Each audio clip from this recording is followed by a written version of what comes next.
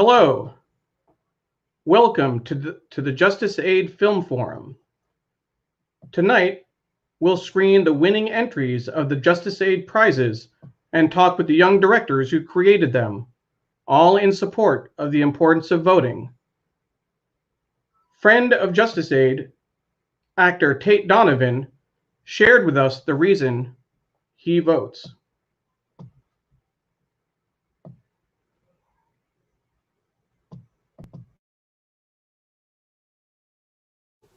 Hi, my name's Tate Donovan. I'm an actor. So every once in a while, someone will ask me, "Hey, can you help us with the get out the vote?" And I'm like, "Absolutely, voting is so important. Are you kidding me? I love voting, and it doesn't matter who you vote for as long as you participate." Well, this year I feel a little different. It is important to me who you vote for. A lot of people are like, "Oh, I don't really follow the news. I'm not really political." And you know what? That's okay. You don't have to be a news junkie to be able to vote. All you need to know really is one thing. Does the candidate want you to vote? Is the candidate interested in making voting a much easier process for everyone? Are they interested in mailing in your vote? Are they interested in expanding early voting? Do they want everyone to get involved? Because amazingly enough, there are candidates and elected officials who don't want people to vote, which it just seems crazy, but it actually exists. So register to vote, find out which candidate wants you to vote, and then pull the lever. All right, thanks a lot. Hi, I'm Eric Bullard. I vote because I can, because I should, and it's my right, and I vote to take this country back. Hola, mi nombre es Matías y cuando yo era joven mi padre me contó de su niñez en Argentina, donde había una dictadura militar. Siempre me dijo la suerte que yo tenía viviendo en una democracia, donde no había opresión política y donde la gente podía caminar en la calle sin miedo a expresar sus opiniones. Esta es la razón por la que yo voto. Este año especial es importante que todos los de mi edad votan para que el gobierno represente la voz de nuestra generación.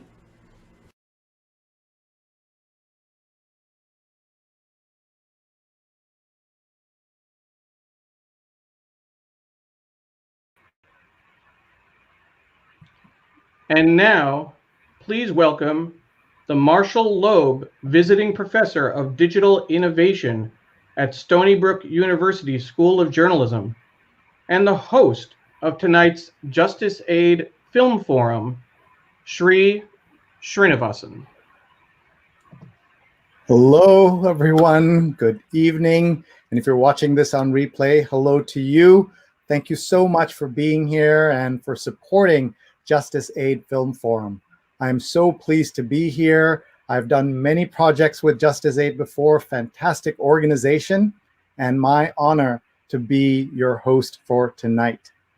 We are streaming live on YouTube, on Facebook, on Twitter, and Twitch. I think it's the first time I've been on Twitch, so extra excitement here for me. We're here to celebrate 6 young filmmakers who are finalists for the JusticeAid prizes from the Democracy 2020 Youth Film Challenge. I even had the honor of being one of the judges. Join us for live chats with the various finalists, and we'd love to engage with you as we screen the winning films and talk with the directors. And now, to welcome you onto the screen here is Natalie Jowett from JusticeAid. Hello, Shri. Thanks for being together with us tonight. This is a really exciting evening for us. I'm excited that you would have me here with you today. Thank you so much. Well, as you mentioned, we're here to celebrate the effort and the talent of 6 young, well, it's more than 6 filmmakers, 6 projects we are celebrating tonight with multiple collaborators on some of them. JusticeAid is an organization that engages through art and music to work for social justice. And in 2020, our focus has been voter suppression and voter empowerment. And we are supporting an organization this year called Election Protection. And election protection works around the clock all year long to fight voter suppression and to help people figure out how to vote when they have questions. So we wouldn't be here tonight for our film forum if it weren't for Civic Life Project, as you mentioned, and their Democracy 2020 Youth Film Challenge. Civic Life Project has been running the competition for many, many years, and this year they allowed us to partner with them. So it's been an honor to work with them, and they had an event last week honoring some of the filmmakers. And so the JusticeAid Film Forum is an opportunity to amplify the awards and the attention that these young filmmakers are getting. So the first film tonight I'm going to introduce, we're going to start off screening all the entries. The first film deals with the tension between profit and ethics and the question of what is really most valuable in the world. It's called The Real Power Belongs to the People, and I hope you enjoy it.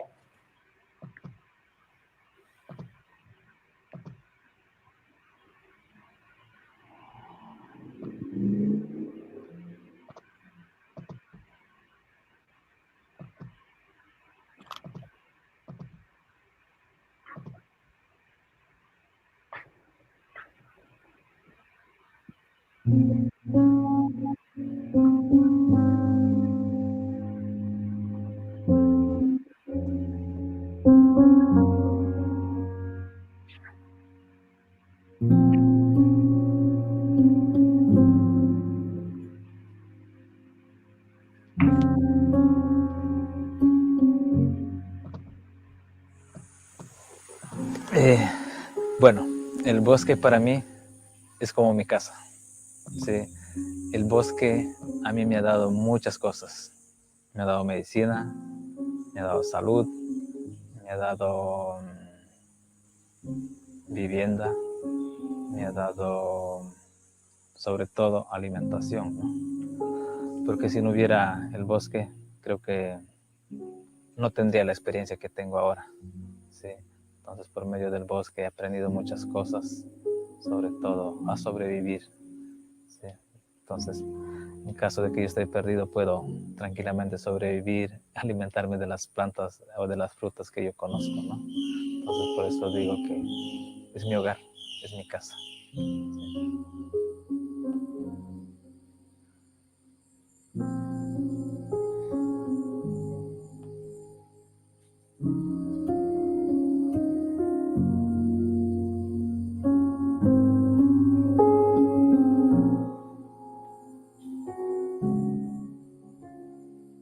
Hey, Shri, can you hear me? Shri, I can't hear you, Shri. Now I can hear you.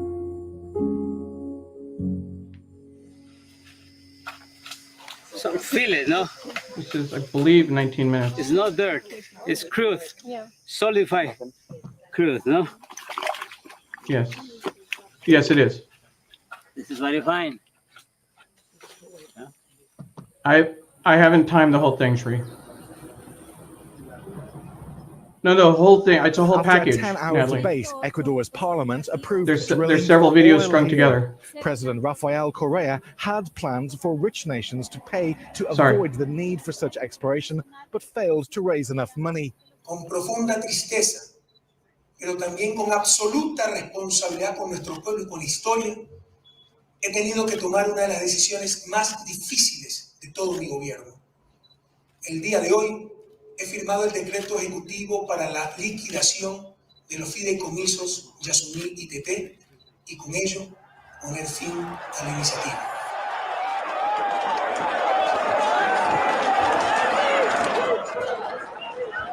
Queremos petróleo, queremos el Yasuní, queremos la muerte, queremos la vida. Y no nos queda más de este rato que decir resistencia o muerte, y el pueblo apuesta por la resistencia.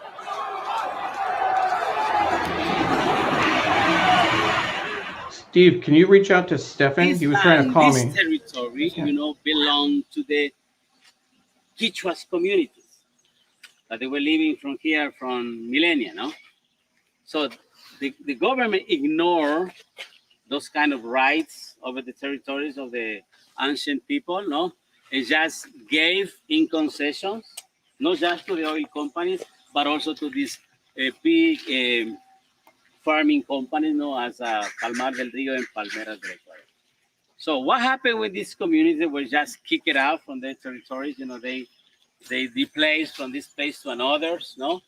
And the main problem is of acculturation and deculturation start deriving from the absence of territory. Bueno, lo que yo veo ahora, yo creo que los presidentes de turno, hoy en día, más que todo el presidente de ahora, para mí es una pura mentira. Sí. Él dice que supuestamente que se va a proteger, pero no es verdad, porque ya están explotando los pozos del ITT dentro del Parque Nacional Yasuní, ¿no? Entonces, yo pienso que esta es una manera de engañar al pueblo o a la gente, diciendo que vamos a proteger. En realidad no lo estamos haciendo. Y esto con el tiempo, como ya le dije anteriormente, con el tiempo no sé en qué irá a parar el Parque Nacional Yasuní, ¿no? Si seguimos explotando el petróleo que existe dentro del Parque Nacional Yasuní, ¿no?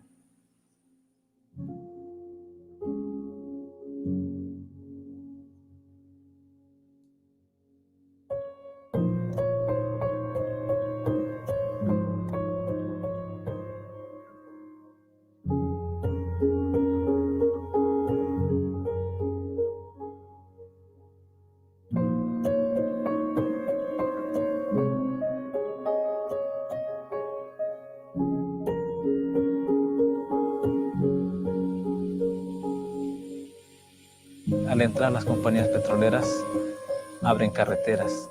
Ese es uno de los graves problemas, ¿no? Entonces, al abrir carreteras, ingresan mucha gente, incrementa la contaminación, se extienden las especies que existen aquí en el bosque, ¿no? Sí.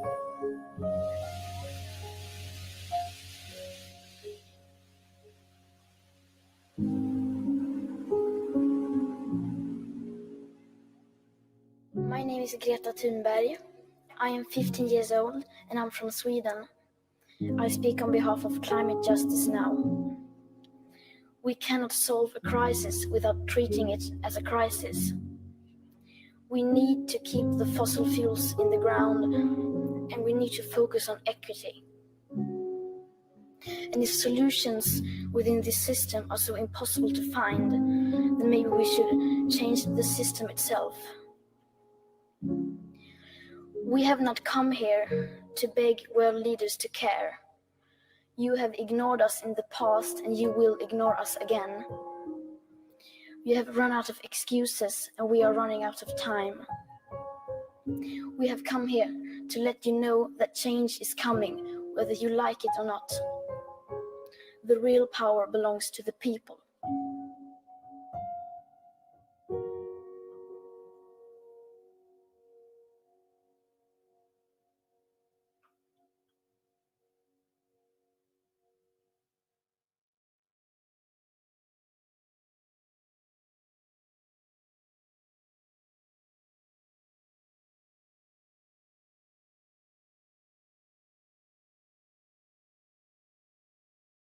Yep. The real power really does belong to the people if we vote. I am so thrilled at these film submissions. I don't think the Magic Lantern has ever been as well deployed.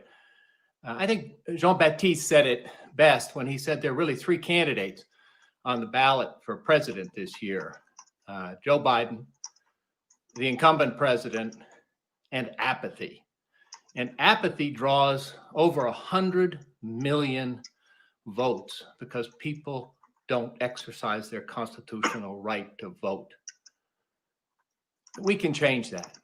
There are millions of newly registered and newly able to be registered young people. That's what this film contest is about, energizing people of young voter age who care about issues, who are our future and can make the changes we need.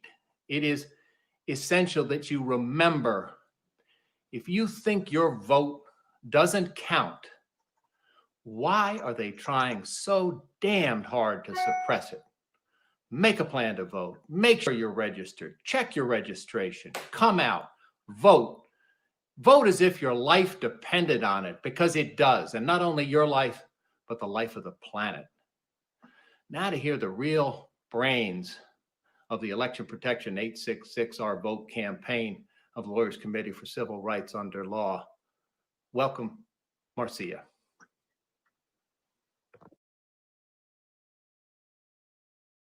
Hello, my name is Marcia Johnson Blanco, and I co-direct the Voting Rights Project at the Lawyers Committee for Civil Rights Under Law, where I oversee the work of Election Protection, the nation's largest voter protection program. Our work is dedicated to protecting the right to vote, and we're very proud to be the 2020 beneficiary of JusticeAid. Young people make up almost half of the population of the United States, yet historically have accounted for the lowest voter turnout. You have the power to make change. Your voice matters. If you have any questions about how to register or vote in your state, including questions about vote by mail, call our voter protection hotline at 866-OUR-VOTE or visit our website at 866ourvote.org. Young voters are powerful. Make your voices heard. Make a plan to vote and encourage your friends and family to do so as well. I hope you're enjoying this celebration of young filmmakers as much as I am. Up next is the finalists in the social media category. Please share your comments and please, if eligible, vote.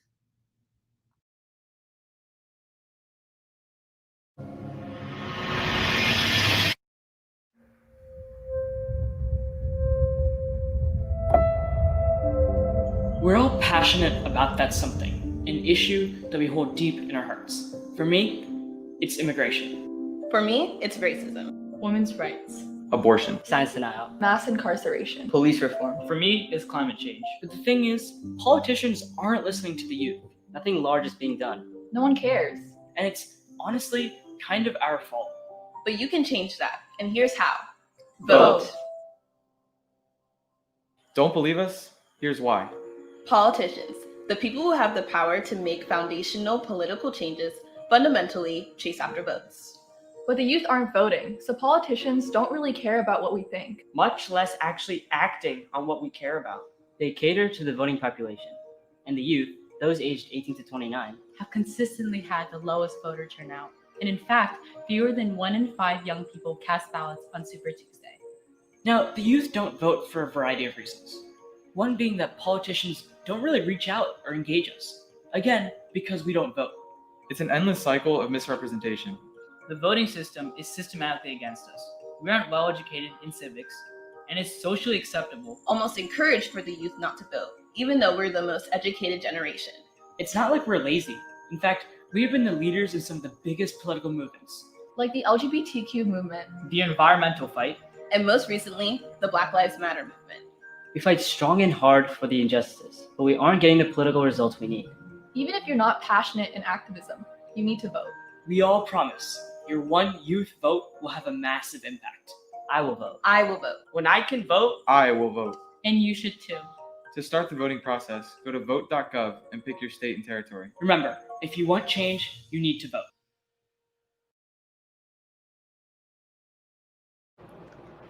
Hello everyone, I'm Kimberly Martin. This evening is so inspiring. Young people are a strong force for social justice in our country, and the films and social media pieces we're enjoying tonight highlight a range of diverse concerns and voices with a strong theme, the power of the vote to bring about change.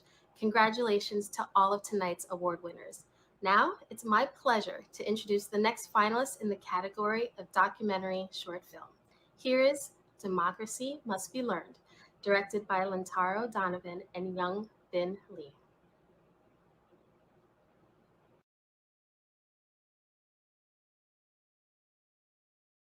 We founded this organization a week after the Parkland shooting to give DMV students a voice in the fight for stricter gun control. We have proven that now is the time for change.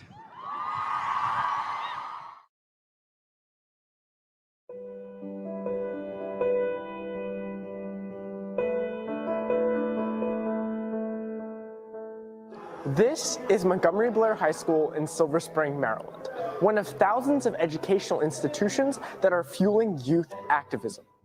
From the March for Our Lives to the Climate Strike Fridays for Future movement, millions of youth have involved themselves in the political process.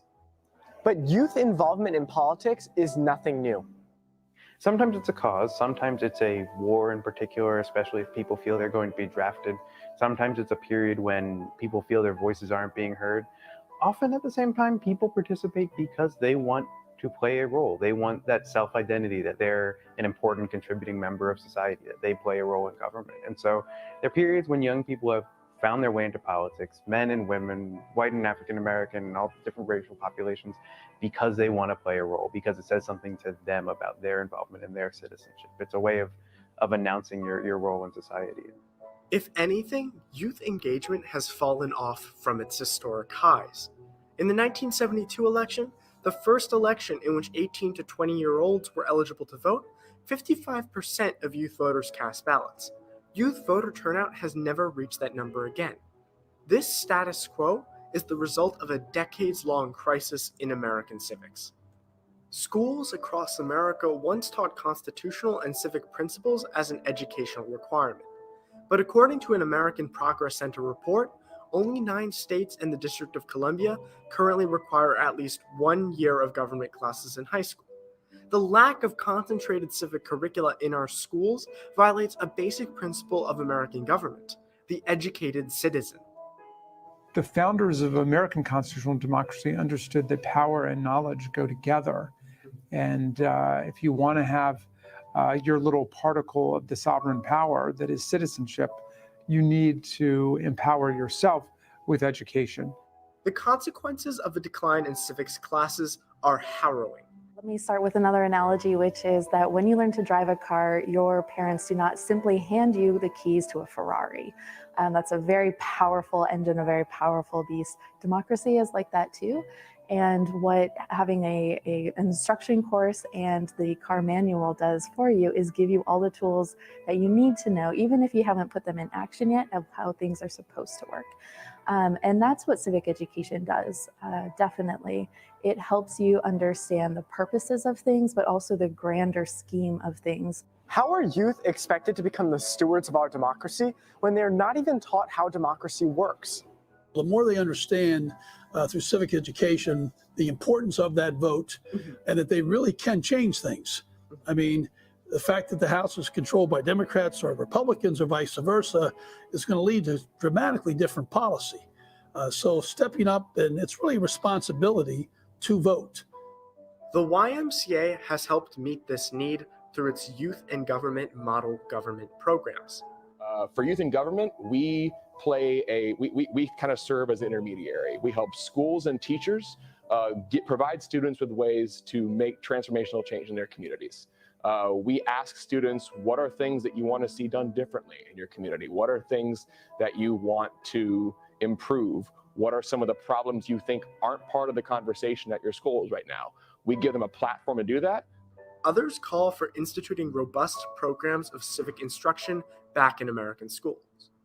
So from my vantage point, the whole purpose of public schooling is civic education. It is to create and to prepare students for their important roles as citizens.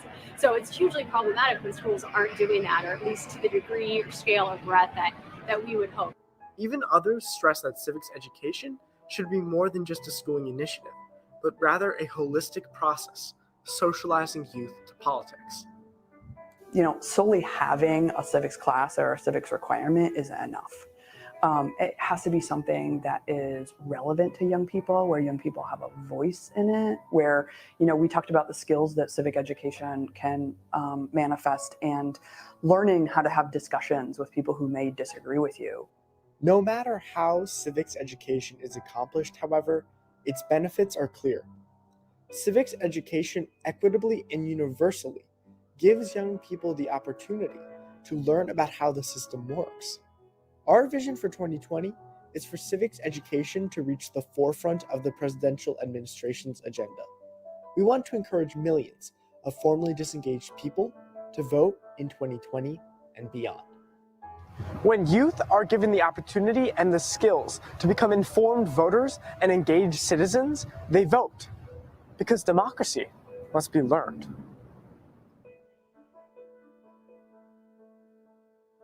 What is the ability to read, write, and calculate if we don't understand the civic actions that will secure our future and keep it on a prosperous trajectory?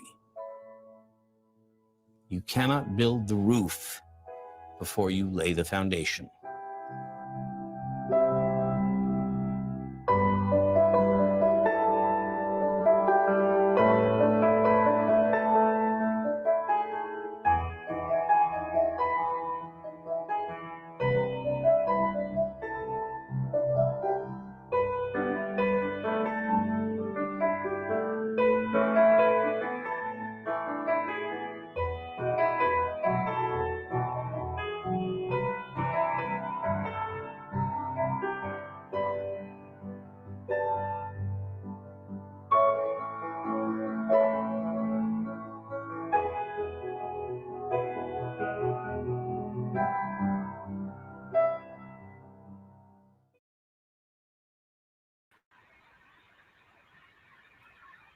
Wow, wasn't that fantastic? And that's just the entries we've seen so far. Folks, we're tweeting and using the hashtag JusticeAid Prize. We're seeing all your comments come in.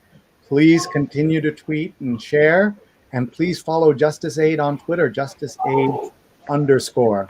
Now let's meet these filmmakers whose films you just saw. You're going to meet Lintaro Donovan and Young Bin Lee, Amog Tucker, and Oriana Camara.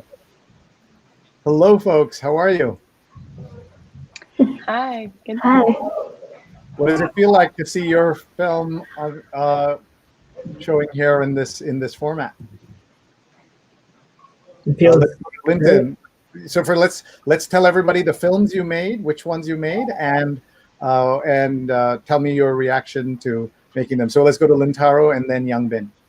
Yeah, so I'm Lintaro, sorry. And I worked with Young Bin Lee to create Democracy Must Be Learned.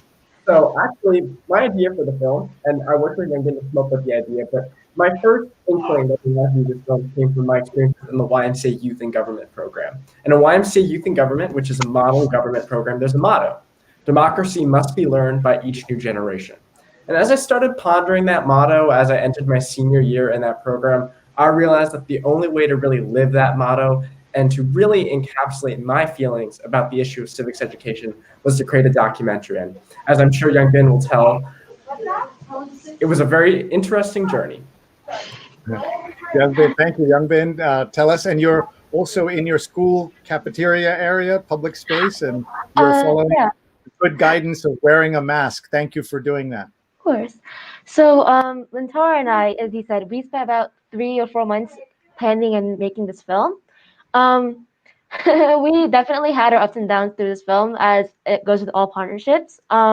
We had different ideas in which direction the film should go, and even like with the small things such as like how each scene should be edited. So watching this film on the big screen feels very accomplishing. I'm very proud of what we made together. Yeah. That's awesome. Let's say hi to Oriana. Oriana, tell us where you are and tell us about your film. Hi, everyone. My film is called The Real Power Belongs to the People, which was shot in Ecuador. I'm currently coming to you from Providence, Rhode Island. I just moved here, but to me, it was an incredible experience knowing that there are many others watching that film along with myself. As I was watching it, I was quite literally mouthing the words because I've spent a lot of time not only invested in making the film, but also researching the topic and really making sure that the words that Froylan, the tour guide that was speaking the film, were saying were able to encapsulate his truth and his message, and try to keep my filter as the filmmaker as minimal as possible. So to me, it made me quite emotional knowing that others were watching this film alongside myself, because my mission entirely was to use this film to tell this story and to bring it to an audience that otherwise may not know what's happening right now in the Amazon. So thank you all for watching with me.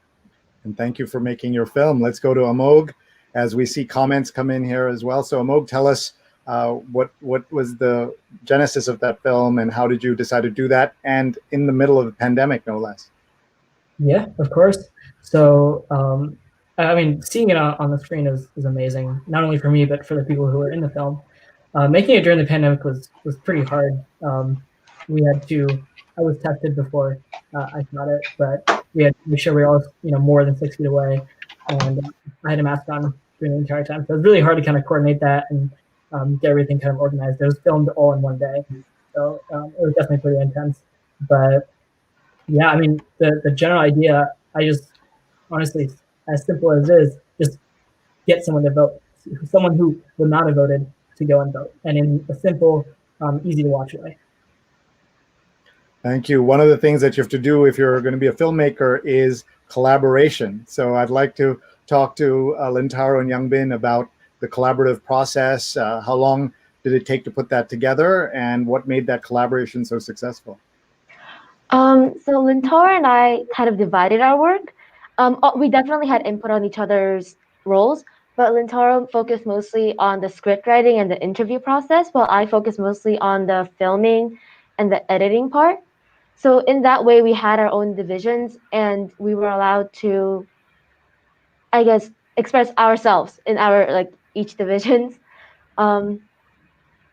And we did definitely have our ups and downs. And Tara and I did happen to argue a lot through the process.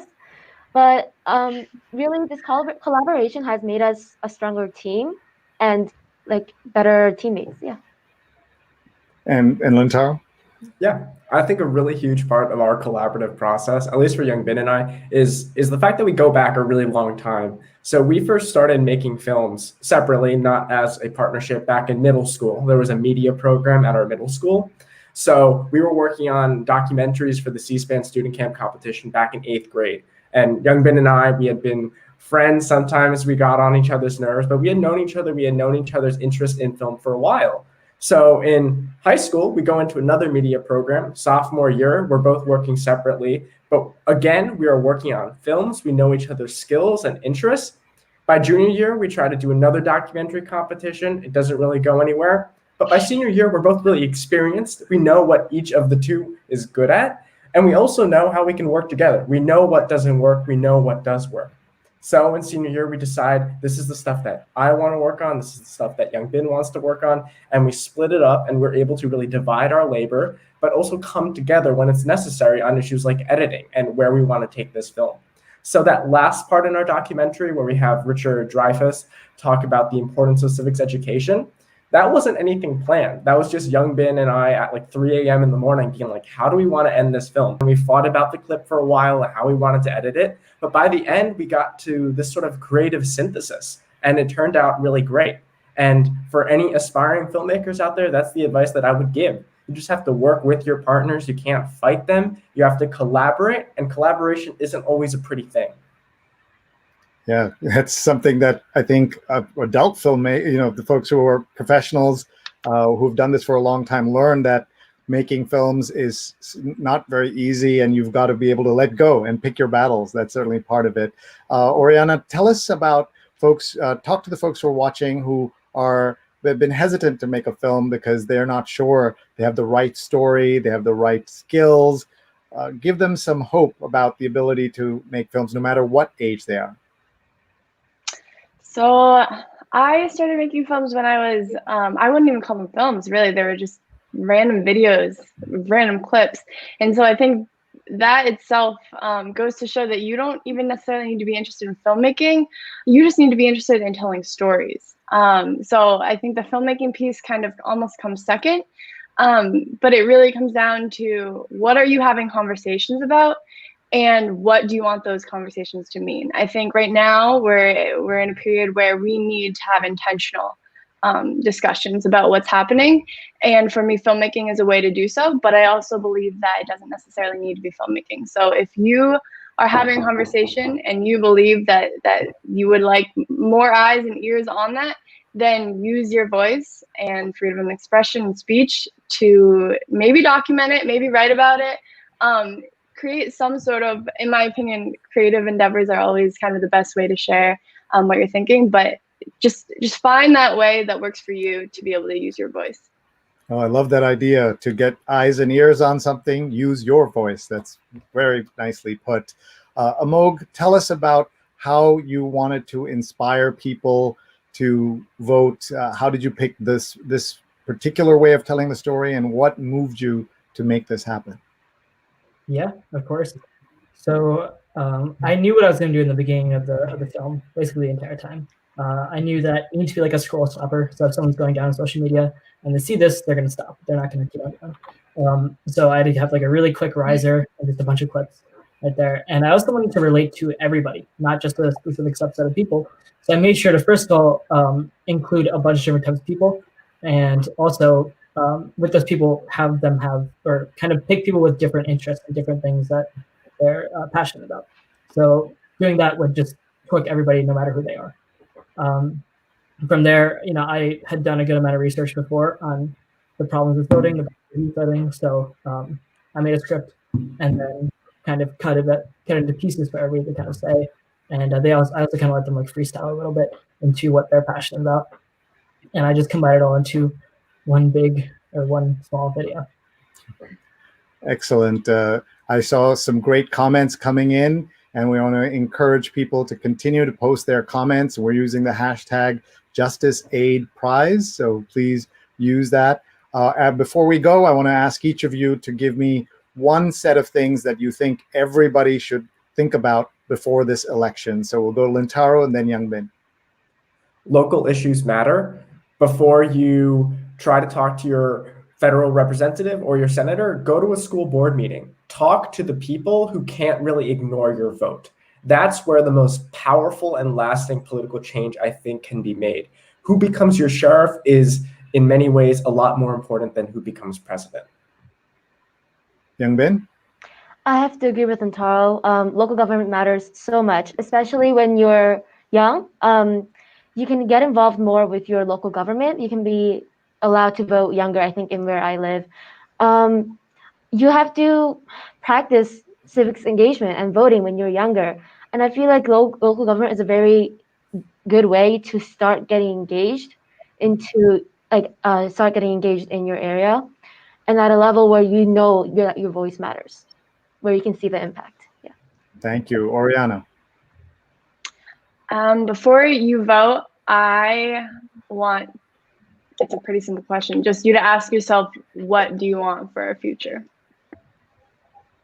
Very simple and very, very deep at the same time. Thank you. Amog? I think the best thing for me to say is to go in and research a little bit about each of the candidates. I feel like a lot of people don't really know, both from the local and national level, what the candidates want. So before you go vote, go and research a little bit on the candidates. Excellent. As Therese Steiner posted a little bit earlier, she said, I hope these young filmmakers run for office. We certainly hope you do too. We'll see you on the campaign trail someday. But in the meantime, encourage everyone who can vote to vote, please. And thank you very much to these awesome filmmakers. Now, we should tell all of you that these films come out of the 2020 Youth Film Challenge created by JusticeAid's partner, Civic Life Project. And Civic Life Project has a message to share with you now. We are grateful to have had JusticeAid as a partner for the Democracy 2020 Youth Film Challenge. Engaging young people's voices in the democratic process is at the heart of and the reason why the Civic Life Project was founded. That JusticeAid has seen fit to support this effort is so heartening. The films being awarded tonight were among the 220 films submitted to the Civic Life Project's Youth Film Challenge.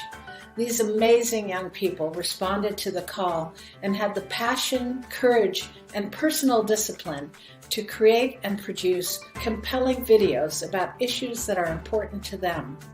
Videos that rise above entrenched partisanship. Above all, videos that speak the language young people can relate to.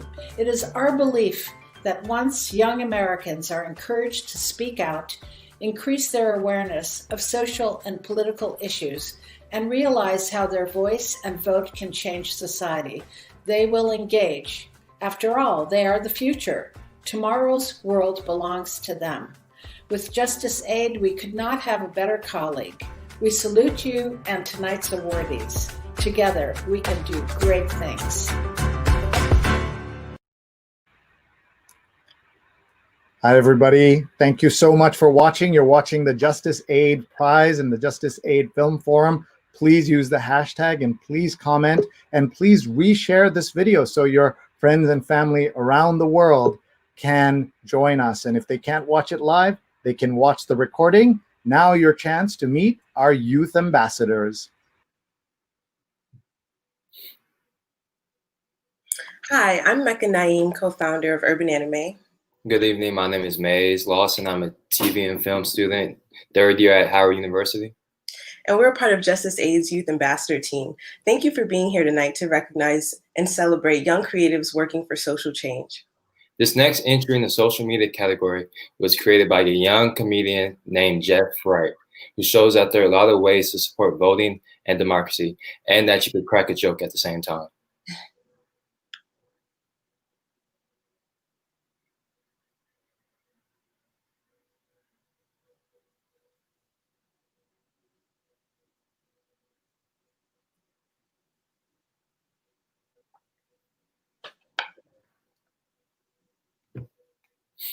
What you doing? There's a shortage of poll workers, so I'm about. You about to be a stripper? No, election poll workers. I'm signing up to volunteer. Volunteer? You know what volunteer mean? Matter of fact, the definition is in the word volunteer. Bruh. Volatile, tyranny, free work. Most poll workers actually paid in most states. You just gotta be 16. Yeah, I'm gonna pass on that. Wait, didn't you say you wanted to help in any way you could? When I say that, This ain't your tweet saying I want to help in any way possible. Oh. Plus, most poll workers are like 60 and up. You mean so- old people? Yes. Old people, so they can't come out because of coronavirus. Yeah, old people do love working polls. That way you forced to talk to. So you gonna sign up? Yeah, I sign up. Because you feel bad for the old people? No, I'm doing it for the money. What y'all doing? We signing up to be poll workers. Oh, y'all about to be strippers? No, man, election poll workers. Sign up to help democracy. Oh, okay, sign me up. So you trying to help democracy? Nah, I heard it was paid. I'm doing it for the money. Hey everybody, my name is Jason Hare. I am a filmmaker, like all of you, and also like all of you, I started telling stories through film at a very early age. So I'm really excited to be here talking to you tonight and celebrating these young men and women who are so talented and who have worked so hard to be in this group. And also I'm here to recognize that in this election year, voting is a duty that we cannot ignore. I vote because, as 2016 proved, voting has consequences, and each of our votes has a consequence. The result of the 2016 election was razor thin. You're talking about a few counties, a few communities in a few specific states that tip the balances of that election and puts us where we are now. I vote because my vote gives a voice to the voiceless. I recognize that I am very lucky to have come from middle-class family, being a white male in suburban Boston. There's a lot of things that were given to me that are not afforded to a lot of people outside of where I came from. So I feel like it's my duty to vote and to give a voice, like I said, to voiceless people and to help make sure that everyone's voice is counted equally. I vote because it's a power that we have as citizens of this country, and I vote because it's a duty that we have as citizens of this country. We all should feel privileged to be a part of this process. And once you get that right to vote, once you turn 18 and you can go in there and you can pull that lever, it is a thrill to know that you are exercising a right as a citizen to help direct the country in the way that you want to see it go. So congrats to all of you. I hope you enjoy this moment here in the present. It's been a tough year for everyone, but I'm thrilled for all of you and I'm proud to be speaking to you. And I can't wait to see what stories you tell in the future. So vote this fall and keep on doing what you're doing, and good luck to all of you in the future. Thanks.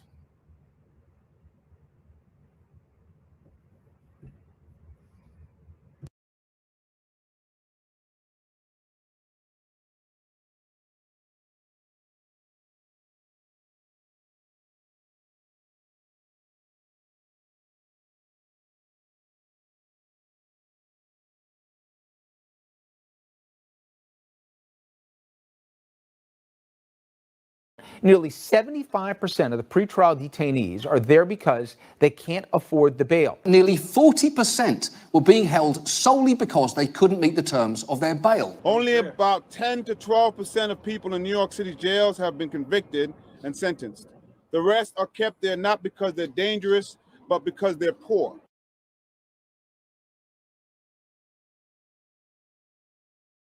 Currently, in America, around 500,000 people are sitting in jail because they can't afford their bail. We're told that we're innocent until proven guilty, but if you're a poor person, that law doesn't apply. Defendants often have to make the decision between paying money they don't have or giving up their freedom. This is the cash bail system. Most jurisdictions in the country operate a cash bail system, in which the court determines an amount of money that a person has to pay in order to secure their release from jail. The cash amount serves as a collateral to ensure that the defendant appears in court for their trial. As the wealth gap between the rich and the poor seemingly grow with each passing year, the word excessive becomes more subjective. The term bail started during the Anglo-Saxon period, and at the time, it was originally created in order to settle disputes in a peaceful manner. In 1791, the Founding Fathers included the bail system in the Eighth Amendment. The Eighth Amendment says that excessive bail shall not be required, nor excessive fines imposed, nor cruel and unusual punishments inflicted. Currently, in the United States, there is an issue with overcrowded jails. Jails are overflowed with people awaiting trial. While in jail, they are often subject to violent attacks. In some cases, these individuals remain in jail for minor offenses. Waiting for trial can take weeks or sometimes months. As a result, people end up losing their job and custody of their kids. Alaska and New Jersey have gotten rid of a majority cash bail system and started using the algorithms also known as risk assessments to decide whether a defendant should be released pre-trial. The algorithms go by a set of questions that analyzes the person's background. This includes race, then creates a score to determine the likelihood of if they'll commit a crime if released. But recent implications of these risk assessments has proved to be racially biased. Additionally, black defendants were falsely flagged high risk twice the rate as white people, whereas white defendants were mislabeled as low risk more than black defendants. The cash bail system is a system that looks to money as freedom instead of justice. It is unfair because it only benefits the wealthy and continues to keep the poor in jail for crimes that they have not yet been tried for. Although some states have tried to get rid of the cash bail system with algorithms, these algorithms prove to be racially biased. The judicial system doesn't serve justice, instead, it neglects it, leaving many people unable to afford their freedom. We would like to honor some of the people who have been failed by the cash bail system.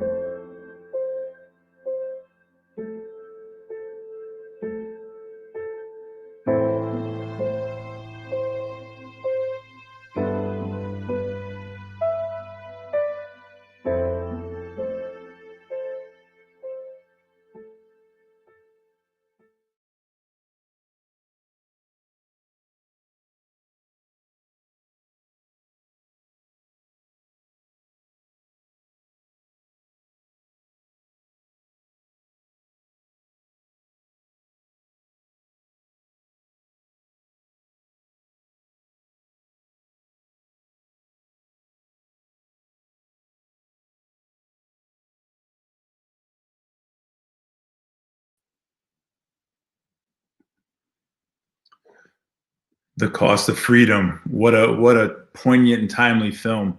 I had a chance to meet some of the young filmmakers backstage, and they're just as impressive in person as they as the work that they created. Hello, everybody. I'm Brian Lockhart, a member of the JusticeAid board and a longtime documentary filmmaker. Congratulations to all tonight's directors. Your creativity and engagement is powerful. Next up, I'd like to introduce a social media entry that serves as a reminder that there are lots of different reasons to vote. Here's Your Voice Matters. Here's Your Voice Matters. Vote, created by Kira Saponsis.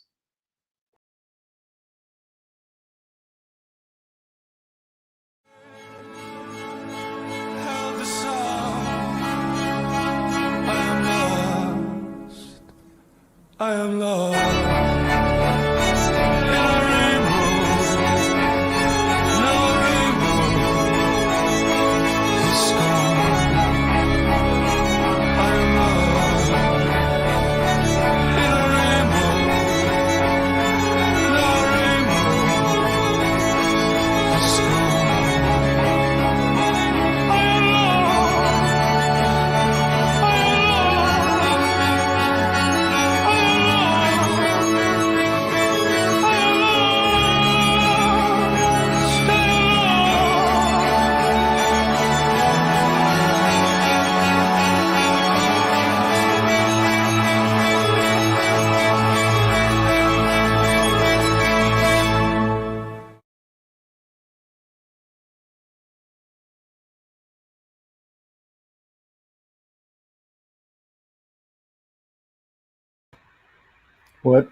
What amazing filmmaking, folks.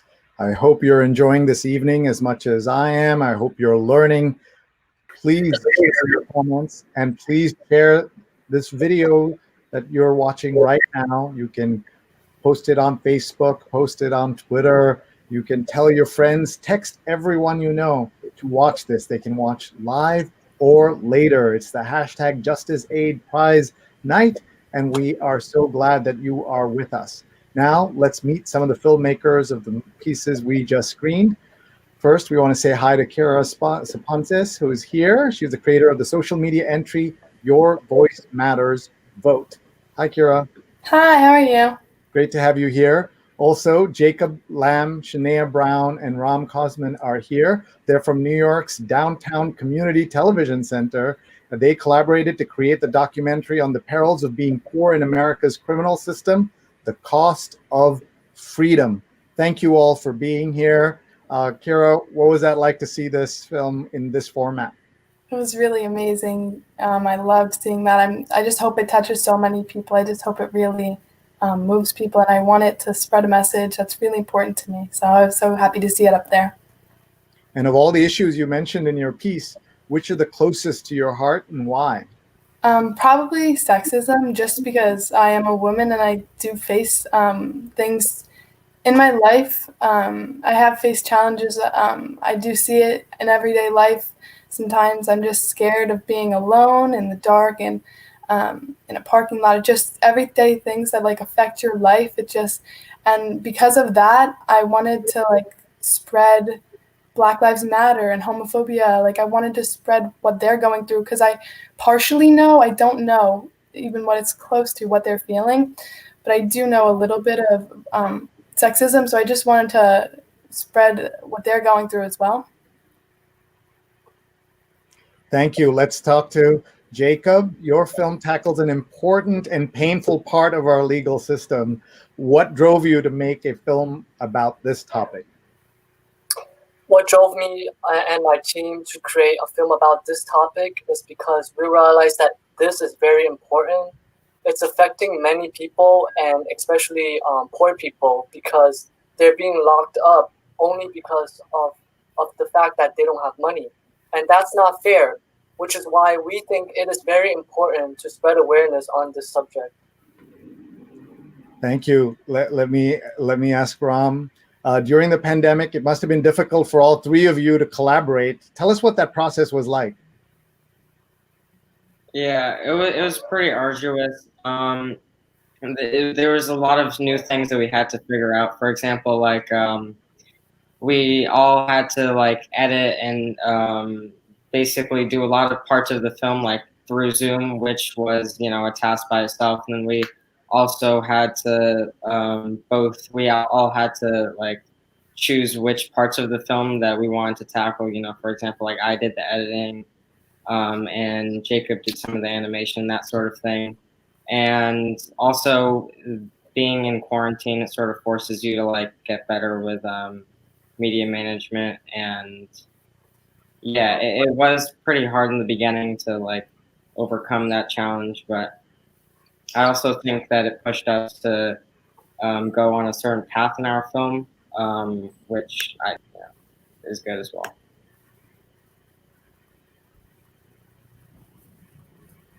Thank you. Let's ask Shania. You all met through the community filmmaking program in New York City, one of the great ones.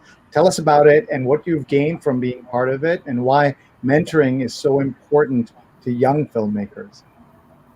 Well, we first and foremost, DCTV Downtown Television Community Center is a place where the youth can connect and create great films, meaningful films, and really learn the art of filmmaking, the art of amplifying your voice, first and foremost. That's where we all connect to DCTV. The importance of mentoring, I've learned so much from my teachers my instructors at DCTV, Johnny, Sashana, everyone, Sade, they all guided us and supported us through everything, through our growth.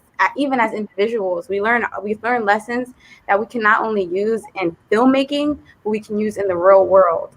I learned from TV that my voice matters and other people's voices matter, and that there's many ways to spread your voice through animation, through writing, through camera work, any form. And yeah, so that's what DCTV means, and that's why mentoring is so important. I'm looking at the comments and people are posting away. Please use JusticeAid Prize, the hashtag. And we're looking here. I see Jesse Antigua says that congrats DCTV Youth Media, congrats Kira, and so many great comments coming in. Empathy is so important, and other great comments as well. People are saying how articulate you all are and how great it is to see you poised and speaking about such important issues at such a difficult time in the country. So I'm going to ask each of you, what is one thing you want all of us to focus on in the less than 50 days that we have to the election? So let's start. We'll start with Ram and then go to Shania and then Kira and Jacob. I mean, as far as what you should focus on, and I think this is like sort of in relation to like, you know, the election that's coming up soon. I think I know it's a lot to ask for, especially now, but I hope that you pay attention to at least some politics, so that you are certain in your choice come November. And I think that if you're not certain who you that maybe you familiarize yourself with the candidates. I think that's important. So I think just like preparing for November and voting.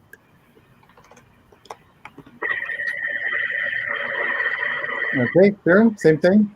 Well, I was just going to say that I think you should focus on finding someone who is going to spread the message that you feel is very important. As you saw from my video, there are quite a few problems going on right now in this country that with the right person in power, you can get them to change things and make a huge impact. So as long as your heart is in the right place and you know what you want to accomplish, you should just focus on who you think is going to make a great change in our country and just vote for them. And although I'm not 18 yet, I think it's really, really important that we have the option to vote. So I really think you should just take that option to vote.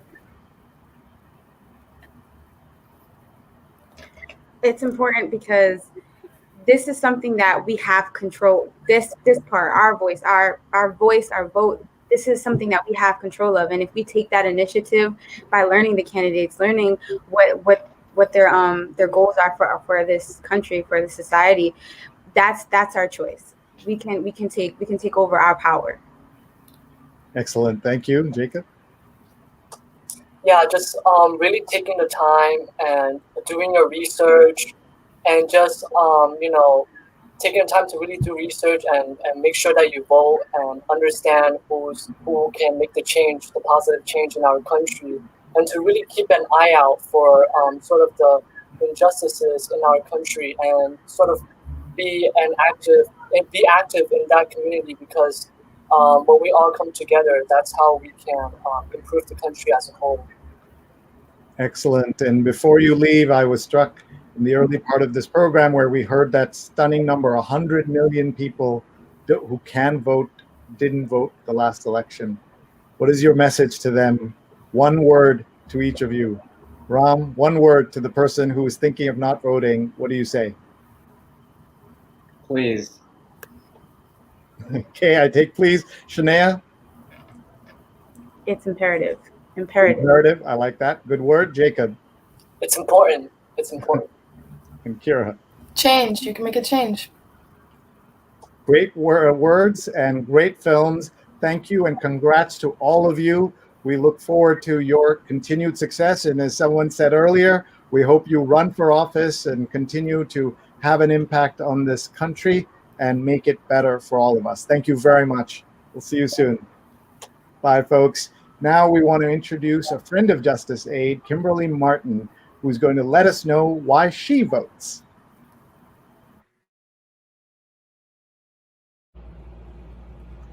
Why I vote. Why do I vote? Because I don't have a choice. People and women who looked like me not that long ago didn't have the option. And because of them, now I do. So to not vote would be such a disservice to them, to their struggles, to their legacies, to their lives. So it's really important that I vote, that you vote, that we all vote to make America what we think she should be.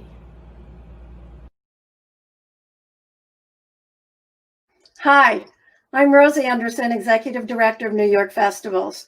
Starting in 2021, we have a new category for submissions: Best Student Social Justice Content, a social justice award for films engaging audiences in action around social justice. We're so proud to be partnering with JusticeAid in this important category. Tonight, I'm here to announce that all of the winners of the JusticeAid Pride and documentary will be featured across New York Festival's social media platforms and be given free entry into our TV and Film Awards for the 2021 season. For any other filmmakers watching, if you have a film about social justice, we encourage you to enter as well. Please make sure you enter by October 15th, 2020 to meet our deadlines. Stories can lift our spirits, drive change, and give us hope. Storytellers make us laugh, make us cry, make us aware, and remind us that we are all connected. What is the purpose of awards? They inspire, they encourage, they reward, they help build careers, they can change your life. They mark achievement. They focus attention on creativity. They reward passion, courage, and intensity. So congratulations to all the winners of the JusticeAid prizes and to all the filmmakers who entered this year's competition. Keep making films. They matter to all of us. Your voice can change the world.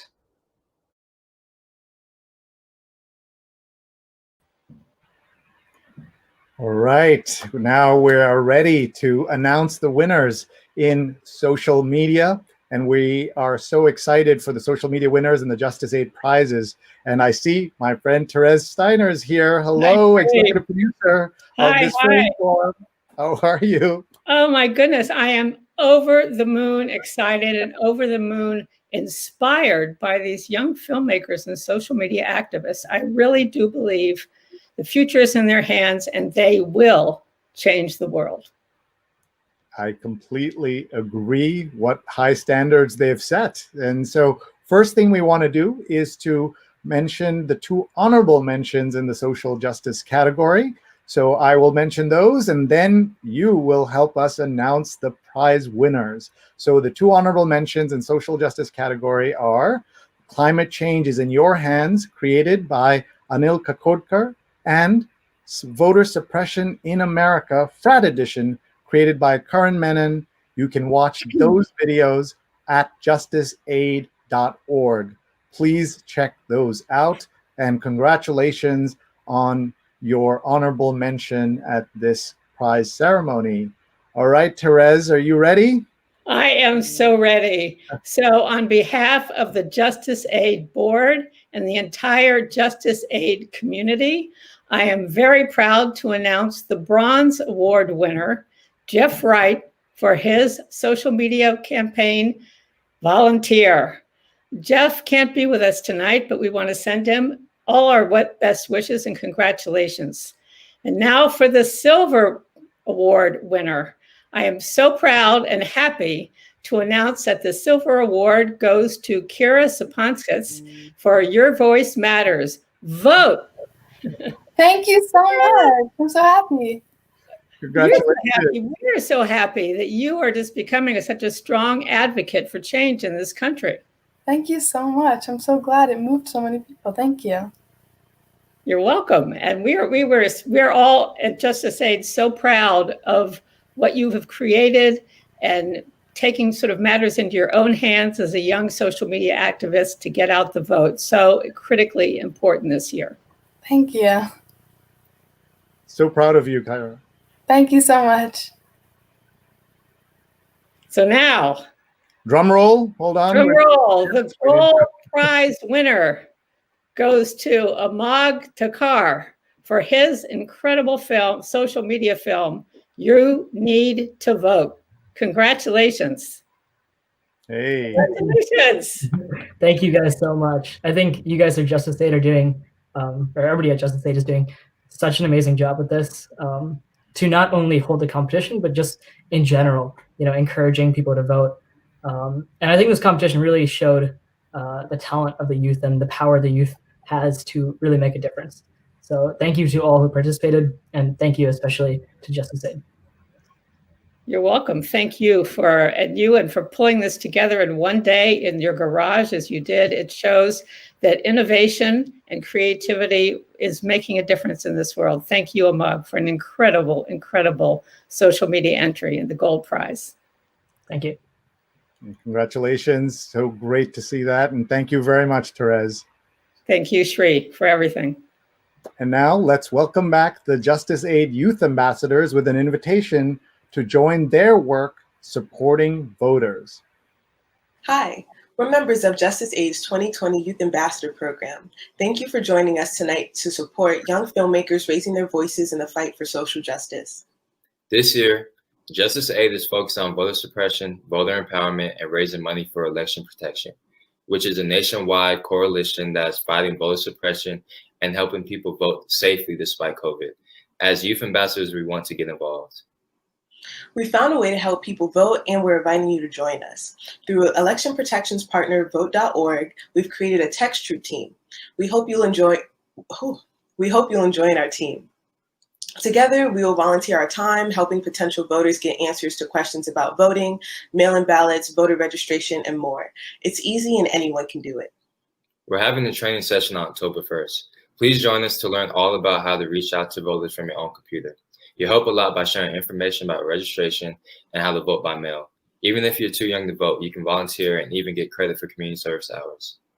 If you want to volunteer with us and join our Text Troop team, send an email to texttroop@justiceaid.org. We hope to see you there.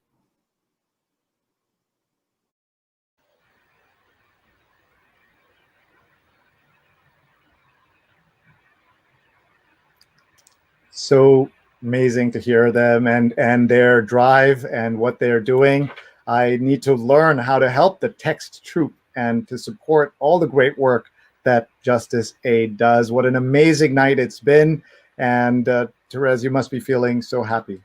I'm feeling so happy, but I feel I'm sitting here representing the entire JusticeAid board, how proud we are to be able to do this. Of course, our partners in this Civic Life Project, but most particularly that to be able to have a platform to show the work of what I really see, who I really see. These are young Americans who are the future of this country.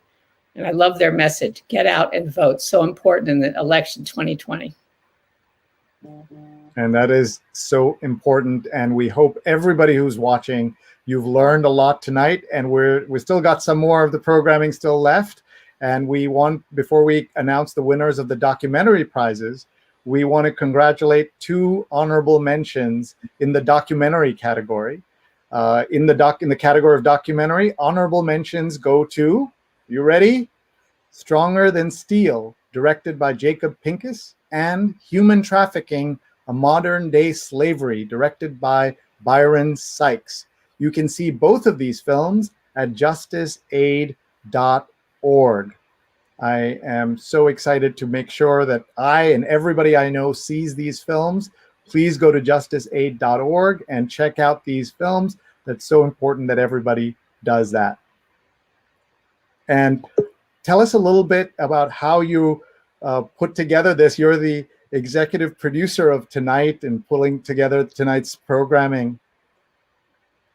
Well, I have to say, really, kudos go out to Natalie Jowett, who is the real power behind the scenes here. She is an Emmy Award-winning filmmaker.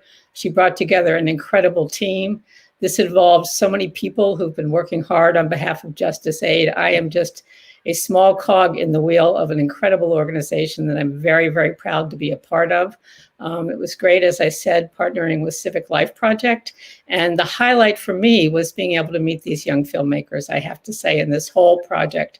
That was a highlight to me. I would like to also to give a shout out to Steve Milliken, our CEO and founder, who has really been a great supporter of this initiative, and to Jenny Chandler, our managing director. And I do have to say, kudos to Pamela Garlick, who did all these incredible graphics, and Katie Marinello, who's been working on the social media side. And of course, to Digimentors and you, Shri and Neil and Stefan and the great team. Thank you so much. Well, thank you. And so good to know that there are so many people who work so hard every day to make JusticeAid look so good and have such an impact. So let me ask you, Therese, before you go, if you can tell us how people can help JusticeAid, what can they find on the website, and what can they do to support?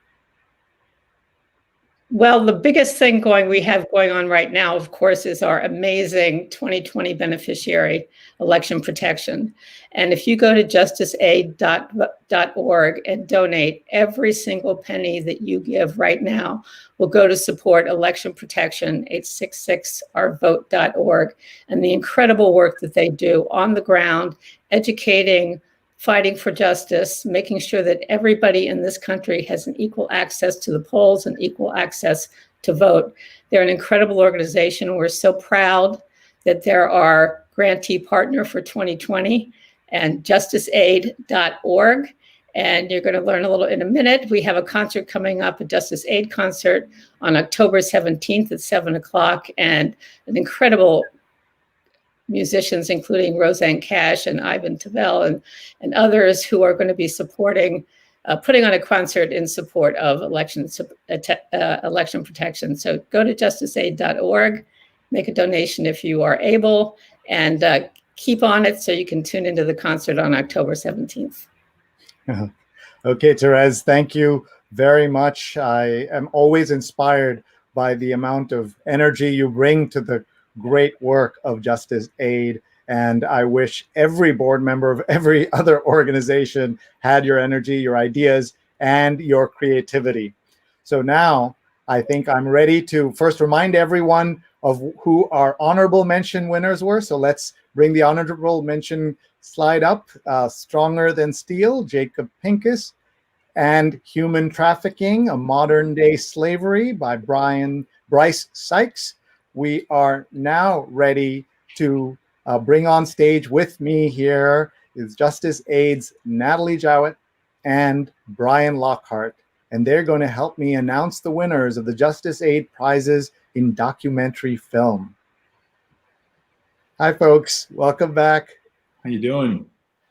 What an evening it's been. We've learned so much. I've been entertained and informed and educated. That's not easy to do in the middle of the pandemic. And I'm excited, and I want to have each of you first reflect for a moment on what we've seen, and then have each of you go ahead and tell us. Natalie first, we'll do the bronze, and then Brian will do the silver. So go ahead. What do you think of what you've seen so far, Brian?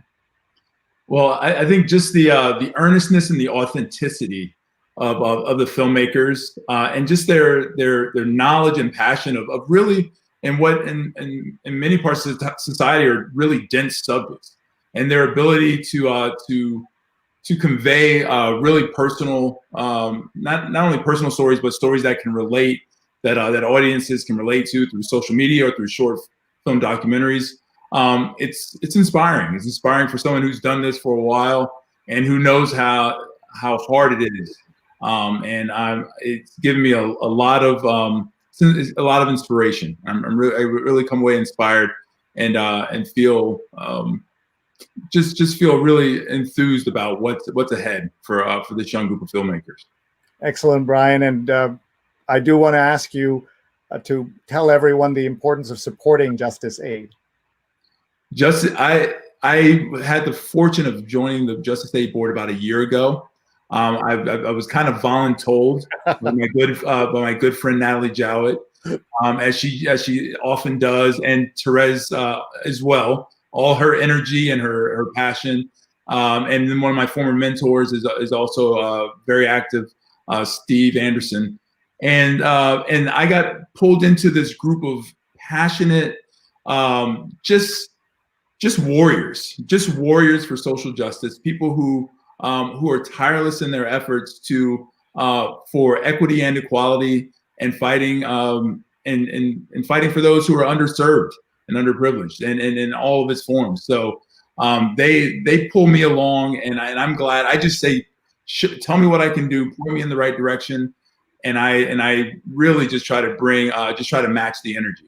And so when you support JusticeAid.org, you are getting people who are committed to the cause and to helping others, and to put service to others above themselves. So that is that's the passion that I see every meeting, every board meeting, every committee meeting that I have a pleasure of joining, and it's a constant inspiration. Thank you. Wow, Natalie, now you have another title, Social Justice Warrior, and I like that. So Natalie, that's your title as well. So Natalie, you're ready to tell us about the bronze prize in the documentary category. I think you're muted. We just unmute you for a second. There you go. Okay. Yes, I'm super excited about announcing this award. All the documentaries were so good, and I was really touched by all of them. They were all sophisticated. They were all well organized, well told, but they can't all win the gold. The margins were very slight. So I want to say congratulations to our bronze winner, Democracy Must Be Learned, directed by Lintaro Donovan and Young Bin Lee. Hey guys, congratulations. Thank you so much. Your film was beautiful. We all loved it. The JusticeAid board, everyone loved it. And I hope you feel really proud of the work that you did. We are. Thank you so much. Thank you. Congratulations, folks. Well done. All right, Brian, over to you for a silver prize. And next, the silver prize in documentary goes to The Real Power Belongs to the People, directed by Oriana Kamara. Thank you so much. Congratulations. That's very exciting. Thank you. I want to say thank you so much to JusticeAid, to Natalie, to Therese. And I also wanted to say that while Therese was talking about you, Natalie, those same words you had used to describe her. So I think that really says a lot about kind of how your organization works together. So thank you so much. I'm very appreciative of this honor. Well, we're really happy to have you in our family, Oriana. You're a special person, and your film was really beautiful. So thank you for making it. Thank you so much. Thank you. Congratulations. Thank you. Well done. And now our last prize for the night. Natalie, over to you. Our last prize of the night, there's only one film left, and that is The Cost of Freedom, directed by Jacob Lamb, Shania Brown, and Ram Kosman from DCTV. And the criminalization of poverty is an issue that JusticeAid has been fighting for. So thank you for making this film. It's a really important topic, and you guys handled it beautifully. So congratulations. Thank you so much. Yeah, thank you. I truly thank JusticeAid, DCTV, and everyone who's come together, including like Ram, Shania, Johnny, Sade, Michael, Shoshana, everyone. Like all of us were able to come together to create this great film, and I'm really grateful for it. Excellent. Well, Brian Lockhart there, you guys can knock on his door for a job pretty soon. By the way, I was impressed. We were talking backstage, and the fact that that Ram is a freshman in high school and Shania and Jacob are just starting their college careers, and they have such depth and such grasp of a really important subject. Please come call on me when you're ready to continue your filmmaking career. Wow, folks, that's on tape. We have that on tape, Brian. So that's great. Fantastic. Wow. Congratulations. Thank you so much. Thanks for being here with us tonight and hanging in there till the end. Thank you. Congratulations. And congrats to everyone, including our winners, our honorable mention, and everyone who entered. This is so important. And thank you, Brian. And thank you very much, Natalie. What a great evening. Thank you so much. Thank you so much. Thanks, everyone. And a special thanks to Civic Life Project for their great work on the Democracy 2020 Youth Film Challenge and their partnership with JusticeAid. What a wonderful evening it's been. Our sincere congrats to all the winners. In a time when so many of us are looking for inspiration, all of these young directors really came through. Thank you for your work and your calls to action. Next up for JusticeAid, the JusticeAid concert, October 17th at 7 p.m. That's a month from today with, look at this lineup, Roseanne Cash, Ivan Neville, Tom Morello, and others supporting the work of election protection. So everyone, get your calendars out and look at the website for the JusticeAid concert on October 17th at 7 p.m. with Roseanne Cash, Ivan Neville, Tom Morello, and others. So you want to check that out. And as we leave you tonight, we'd like to remind you, just as all of tonight's filmmakers have done, the democracy cannot survive unless we vote. All of us have to vote. If you have any questions, you can reach out to JusticeAid's 2020 beneficiary, Election Protection, by calling 866-OUR-VOTE or go to 866-OURVOTE.org. Again, you can call 866-OUR-VOTE or go to 866-OURVOTE.org. And please make a plan to vote. For JusticeAid, I'm Sri Srinivasan. Good night, everybody. Thank you.